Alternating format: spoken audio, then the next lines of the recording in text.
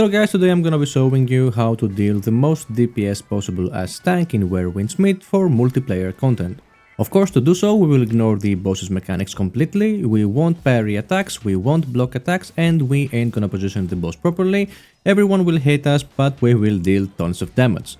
Now, to have a basic understanding of how much damage is actually high damage, I've recorded a few boss fights, I've counted how long it took us to finish it, and asked ChatGPT what's the DPS based on the damage dealt. The highest DPS I've seen was from a strategic sword plus Heaven Quaker Spear, and it was around 4000 DPS. Our build and rotation will deal around 3100 DPS, so don't expect anything game breaking or meta breaking or something.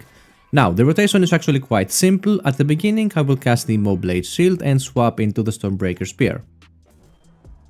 Then I will cast Storm Roar to make sure I have aggro, and then the second ability Thunder Shock to apply the vulnerability effect on the target. Then I use Dragon's Breath and quickly stop its animation with a parry to then cast Dragon Poet until it reaches maximum stacks. Then I used a charged heavy attack and finally one last Thunder Shock before swapping into Blade. I will apply the Empower Shield, and right now the boss is burning at full stacks, it is vulnerable thanks to the Thunder Shock, and we have 30% bonus damage for the next two heavy charged attacks. After that, the rotation gets very simple.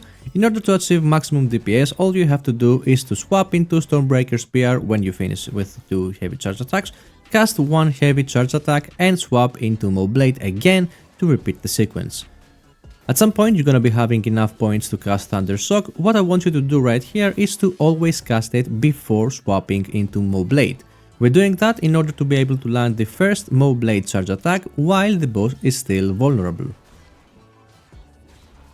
Now, I'm sure that some of you thinking that can we utilize the Vitality bar to deal even more damage, and the answer is no. Truth is, our charge attacks are the strongest move on our kit, and anything else will drop our DPS because of their long animations. I try to make it work with various different mystic skills, but the most simple rotation actually did the most damage.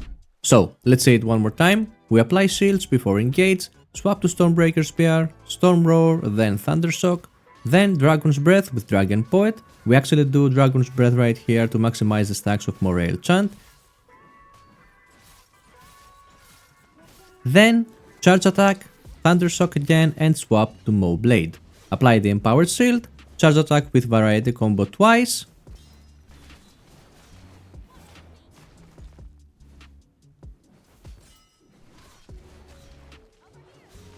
Swap to Stormbreaker Spear, charge attack, swap back to Blade. If Thunder Shock is available while we are on Stormbreaker Spear, first do the charge attack and then the Thunder Shock, then swap to Blade and go on. Like I said, with this rotation you can reach around 3000 DPS depending on your gear, of course. Now let's have a quick look on our inner ways and how they synergize with this build. First of all, I'm not gonna be using the Exquisite Scenery because A, I don't have it tier 3, and B, because I don't block attacks to utilize it since it will break my rotation sequence. What I am gonna be using is the Art of Resistance, which plays critical role for this build because it gives us 4 additional seconds on our shields, plus it extends the buff duration that the shield will give us. And that is why we are able to land 2 charged heavy attacks with Variety combo after we apply the Empower Shield. So the Art of Resistance is a very important in a way.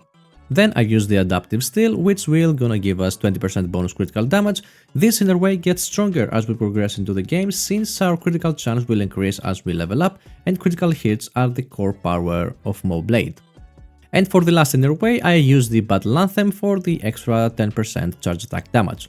When we reach the maximum level, I will make another video that I suppose it will contain inner ways like Exquisite Scenery and Seasonal Edge, but for now these inner ways are the safest choice. Next I want to show you an advanced tip that it's not so easy to notice, and it's about the puzzle mystic skills. As you can see, Tai Chi here for example has a passive effect that says that it reduces the target's defenses by 20% for 10 seconds after weak point break. Same goes for Cloud Steps, which increases the HP damage taken by the target by 20% after weak point break. These effects are triggered when the boss gets staggered, and all you have to do is to just equip these puzzle skills to benefit from them.